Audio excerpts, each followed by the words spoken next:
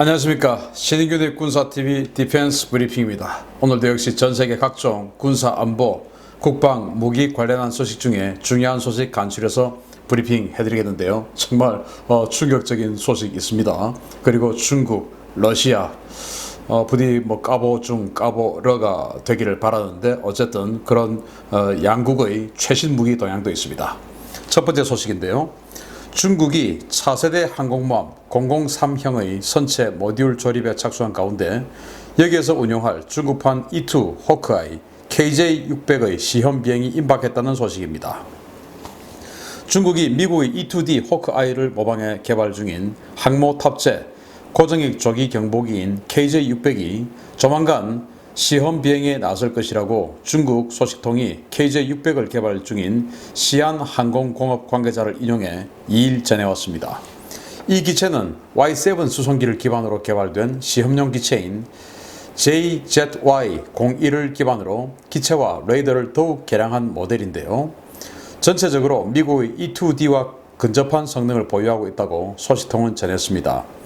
이 조기 경보기는 상단에 능동 전자주사식 위상 배열 레이더를 탑재하고 있으며 최대 500km급의 탐지 거리를 가져 기존의 Z8 기반의 조기 경보 헬기 대비 2배 이상의 탐지 거리와 데이터 처리 능력을 가진 것으로 알려졌습니다. KJ-600은 이르면 내년 상반기 진수될 예정인 003형 항공모함의 전자식 사출기에서 운용될 예정인데요.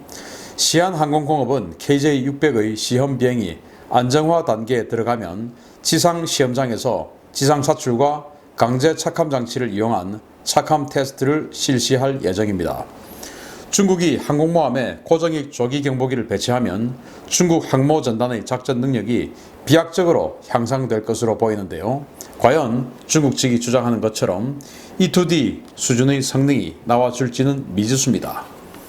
자, 보시는 바와 같이 이거 지금 CG인데요. 보시는 바와 같이 E2D 호크아이 조기 경보기와 거의 흡사하게 생겼습니다. 그래서 이 Y7 수송기를 기반으로 만들었는데 여하튼 전체적으로 그냥 똑같아요. 정말 이 짝퉁의 천국인데 아무튼 성능도 이렇게 똑같이 나오지는 않기를 바라는데요. 이제 이 003형, 그러니까 세 번째 항공모함을 중국이 지금 상하이 장난 조선소에서 만들고 있는데 이거는 스키점프대 방식이 아니고 사출기 방식이에요. 전자기식 사출기 방식인데 왜 이 사출기식 방식이 중요하냐? 바로 이 조기 경보기 탑재 능력 때문이에요. 지금 현재 전 세계에서 조기 경보기, 이 고정익 조기 경보기를 탑재할 수 있는 항공모함은 미국의 슈퍼 항공모함들, 그리고 그 외에는 프랑스의 샤를 드골 항공모함밖에 없죠. 샤를 드골 항공모함은 미국처럼 미국의 그 사출기 사왔는데 증기 사출기를 이제 사와서 그걸로 쏘는데 샤를 드골도 역시 미국제 E2C 호크아이 조기 경보기를 탑재를 합니다. 그래서 이 호크아이 같은 이런 탐지 범위가 넓고 처리 용량이 많고 이런 조기 경보기를 탑재한 항공모함과 그게 없이 과거 영국의 오션급이라든지 이런 것들처럼 조기 경보 헬기, 즉 시킹 조기 경보 헬기를 통한 이런 관제, 그리고 소련의 그 쿠즈네초프 같은 경우도 카모프 28에다가 조기 경보할 수 있는 이 레이더를 달아가지고 그렇게 해서 이제 해줬는데, 마찬가지로 중국도 지금 Z8 이 대형 헬기에다가 레이더를 장착해서 그걸 가지고 이제 조기 경보를 해요. 그런데 헬기는 아무래도 속도가 느리고 항속거리가 짧고 채공 시간이 적고 그리고 이 헬기의 어떤 그 페이로드 때문에 이 강력한 레이더를 탑재할 수 없고 이런 여러 가지 제한 사항이 있죠. 그래서 시킹 조기 경보 헬기 같은 경우도 거의 한 150km 밖에 탐지가 안 됐다라고 해요. 쿠즈네초프의 카모프 28도 마찬가지고. 그러니까 이 조기 경보 헬기의 도움을 받는 항모 전단과 이런 고정익기 대형, 중형, 중형 이상이죠. 이런 큰 항공기를 사용한 이런 정식 조기 경보기의 관제를 받는 항모 전단의 위력은 다르죠. 그래서 제가 우리 한국 해군의 항공모함 용역을 수행을 할 때 이 조기 경보기 때문이라도 우리는 반드시 사출기가 있는 7만 톤 이상의 항모가 돼야 된다라고 주장을 했던 거였습니다. 그때는 해군들이 인정했는데 지금 해군은 다시 그걸 싹 바꿔가지고 그냥 뭐 일단 항모 가질 수 있는 수준이면 돼. 왜 우리는 항모만 있으면 되니까 라는 생각하면 안 되죠. 자, 그래서 지금 중국이 공공사명의 그 세 번째 항공모함의 진수가 임박해져 가고 있기 때문에 그 공공사명의 배치와 똑같은 스케줄로 지금 이 조기 경보기를 개발하고 있는데 참 이런 거 보면 중국이 참 부러워요. 정말 뭐 성능이 까보니까 중국제네 하는 생각이 들 정도로 성능이 열악하든지 말든지 간에 이렇게 정말 모든 것을 하나하나 단계적으로 얘가 지금 가고 있으니까 이것도 같이 가야 돼. 우리나라 같은 경우는 이거 나오고 이때 이제 또 살짝 사실 해보니까요. 조기 경보 필요해요. 그러니까 이제 조기 경보 지금부터 해요. 그러면 이제 조기 경보기 없는 상태에서 뭐 5년, 10년 막 운용하고 이러는데 여기는 딱 계획을 세워서 동시에 딱 세팅될 수 있도록 이렇게 지금 중국은 가고 있는데 이런 부분은 정말 잘 하는 것이고 또 부러운 부분입니다. 그러나 희망은 까보중이 되기를 기대합니다. 두 번째 소식인데요. 와, 여기 정말 멋지게 생긴 군함 두 척이 보이죠? 이게 바로 미국의 연안전투함 LCS 연안전투함 인디펜던스 그리고 프리덤급의 각각 한 척씩인데 이거 정말 문제가 생겼습니다. 높은 비용과 온갖 결함으로 미 해군이 치를 떨던 연안전투함 4척의 조기 퇴역이 결정됐다는 소식입니다. 이 중 한 척은 취역한 지 6년밖에 안 된 신품입니다. 미 해군청이 연안전투함 LCS 4척의 내년 3월 조기 퇴역을 결정했다고 디펜스 뉴스가 현지 시각 1일 보도했습니다. 퇴역이 확정된 함정은 프리덤급의 연안전투함 네임십인 프리덤 그리고 프리덤급 2번함인 포스워스, 인디펜던스급의 네임십인 인디펜던스 그리고 동급 2번함인 코로나도입니다. 프리덤은 2008년, 인디펜던스는 2010년에 각각 취역했는데요. 이 가운데 코로나도함은 취역한 지 불과 6년이 채 안 된 신품입니다. 미 해군이 이들 전투함의 조기 퇴역을 결정한 것은 이 전투함들의 문제가 도저히 해결 불가능한 수준이라는 판단 때문입니다. 프리덤함은 6억 7천만 달러, 인디펜던스함은 8억 달러로 전력화 당시에 이지스함에 준하는 엄청난 가격을 자랑했지만 센서와 무장, 자동화 시스템 등 모든 면에서 여러 문제를 일으키며 미 해군의 트러블 메이커로 악명을 떨쳐왔습니다. 미 해군은 프리덤급 16척, 인디펜던스급 19척 등 36척의 LCS를 보유 중이거나 건조할 예정인데요. 미 해군은 이번 LCS 조기 퇴역을 계기로 나머지 LCS 함정의 조기 퇴역과 대체품인 차기 호위함 FFGX 사업 규모를 확대하는 방안을 추진하기로 했습니다. 참 희한하죠. 8억 달러. 그러니까 뭐 우리 돈으로 요즘 환율로 한 1조 원 하지 않습니까? 그 1조 원 들여서 만든 군함 6년밖에 안 쓰고 지금 뭐 그냥 내년 3월에 퇴역시켜버리겠다. 이렇게 지금 결정해버렸어요. 그런데 그런 결정하기에 오죽했으면 그런 결정을 했겠냐. 원래 이제 거의 대부분을 자동화 시켜가지고 한 50명 정도로 이 배를 운영할 수 있게 하겠다라고 했는데 사실 해보니까 자동화가 제대로 안 되고 그래가지고 이제 사람 점점 태우다 보니까 또 안 맞고 무장도 처음에는 57mm 한 포 그리고 이제 대공 무장으로 램 그리고 이제 옆에 테러 분자들이 막 달려들 수 있으니까 25mm 기관포 이것만 했다가 실제 운영해보니까 대한미사일도 없고 이러면 안 되잖아요.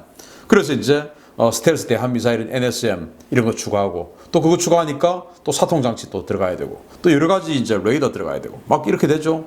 그냥 깡통 버전이 8억 달러였는데 이런 거 다 추가하니까 이제 1조 원 넘어가는 겁니다. 그랬는데 그렇게 하다 보니까 이 모듈화 처음 계산했던 거하고 다 안 맞아서 막 실패하고 이렇게 되어 왔는데 정말 미국은 과감하게 그냥 그래 그만두자 없애버리자 라고 해서 이걸 없애버렸어요. 최초 이제 미국은 이 클래스의 군함 총 36척을 만들기로 했는데 그 중에서 지금 8척을 제외하고는 지금 이미 만들었거나 만들고 있는 중이에요. 아직 이제 8척은 아직 스타트를 안 했어요. 그래서 그 8척 스타트 안 했으니까 그 예산이라도 절감해서 그거 가지고 그냥 나중에 지금 하고 있는 FFGX 호위함 5,000톤급 호위함 거기에 예산을 좀 더 투입하자 이런 주장을 지금 하고 있는 겁니다. 정말 이 인디펜던스 그리고 그 프리덤 이런 것 처음 나왔을 때 정말 이야 이거 무슨 우주전함이냐 이렇게 생각을 했었고, 앞으로 이 인디펜던스의 또 이 프리덤의 트렌드에 따라서 전 세계는 57mm 함포가 그냥 휩쓸어 버릴 거야 라고 생각했는데 57mm 함포는 웬걸 여전히 76mm, 127mm가 압도를 하고 있습니다. 그래서 미국이 한다고 다 잘 되는 거 아니고 이렇게 실패작도 나와요. 뭐 까보 중 까보로만 아니고 미국도 이렇게 하는데, 미국은 이렇게 신속하게 실패했어 하고는 탁 덮고 빨리 가는 이런 장점은 있다 라고 생각이 되고, 이건 뭐 혹시 뭐 야 우리 주지 그런 말씀 전혀 필요 없다. 우리 주면 감당도 못합니다. 유지비가 너무 많이 나오고 수리도 안 되고 해서. 아무튼 뭐 나머지 20여 척도 빨리 뭐 이미 만들고 있지만 양단의 결정을 내리는 것이 더 큰 미래를 봤을 때 중요하지 않을까. 그래서 미국이 지금 준비 중인 FFGX 이 5,000톤 이상급의 이런 중형 호위함, 그거 잘 되길 기대합니다. 세 번째 소식인데요. 까보러 아닐까요? 스펙만 놓고 보면 세계 최정상급의 지대공 미사일인 러시아의 S-500이 올해부터 러시아 방공부대에 실전 배치된다는 소식입니다.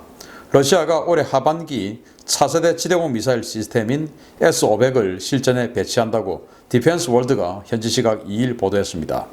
러시아에서는 55R6M 트라이엄페터 M으로 명명한 이 시스템을 기존의 S-400을 대폭 개량한 무기로 지난해부터 생산에 들어가 최근 야전 부대에 초도 배치가 진행되고 있는 것으로 알려진 무기입니다. 러시아 항공우주군 세르게이 수비로킨 사령관은 지베즈다 신문과의 인터뷰에서 S-500은 적 항공기와 탄도미사일은 물론 저궤도 위성까지 파괴할 수 있기 때문에 단순한 대공방어 무기 차원을 넘어선 최초의 우주방어 시스템으로 볼 수 있다 라고 자평했습니다.